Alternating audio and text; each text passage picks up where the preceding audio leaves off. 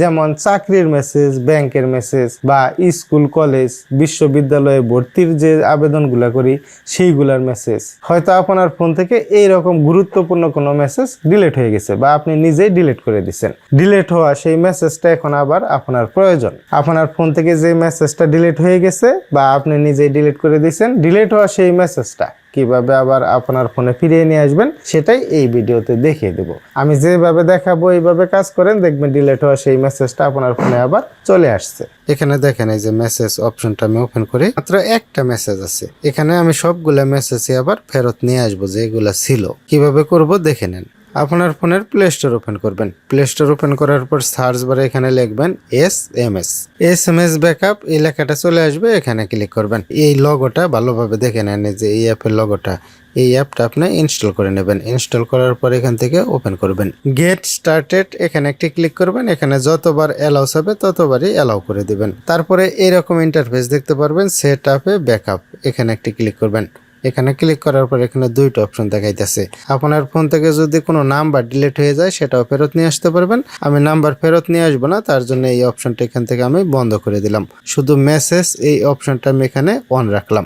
তারপরে এখান থেকে নেক্সট এটা ক্লিক করে দিবেন। এখানে বলছে যে ডিলিট হওয়া সেই মেসেজগুলো কোথায় আপনি ফেরত নিয়ে আসবেন। এখানে ইওর ফোন, আমি আমার ফোনে ফেরত নিয়ে আসবো, সেটা সিলেক্ট করে দিলাম।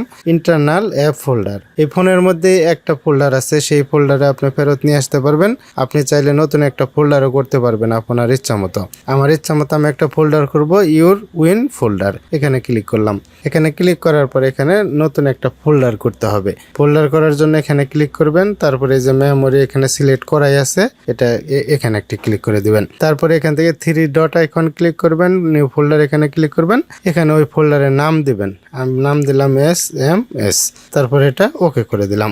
এখন দেখেন অ্যালাউ অ্যাক্সেস টু SMS, এখানে কিন্তু SMS এই ফোল্ডারটা সিলেক্ট হয়ে গেছে।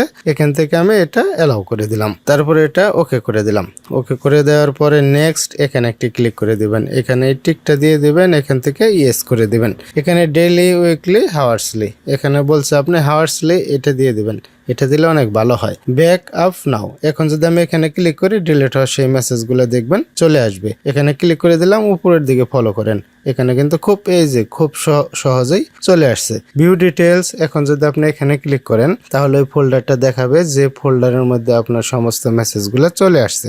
এই যে দেখেন ফোল্ডার এখানে দেখাচ্ছে। এখন যদি আমি এখানে ক্লিক করি তাহলে সমস্ত মেসেজগুলো এখানে দেখাবে। কিছুক্ষণ আগে কিন্তু আমার ফোনে মাত্র একটা মেসেজ ছিল, দেখেন এখন কতগুলো মেসেজ। ফোন থেকে যে মেসেজগুলো ডিলিট হয়ে গেছিল সমস্ত মেসেজগুলোই কিন্তু এখানে যে চলে আসছে।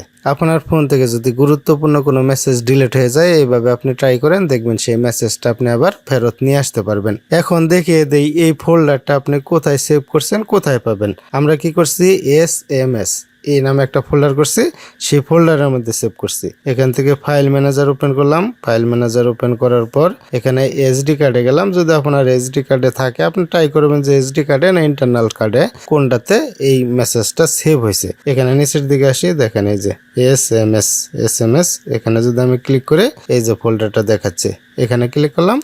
এখানে ক্লিক করার পরে এখান থেকে জাস্ট 1 করে দিলাম। এখন দেখেন এখানে কিন্তু সেই মেসেজগুলো দেখাবে, সব মেসেজগুলো কিন্তু এখানে দেখাচ্ছে, মেসেজগুলো চলে আসছে। দেখা হবে অন্য কোনো এক ভিডিওতে। আজকের মতো এখানে বিদায়, আল্লাহ হাফেজ।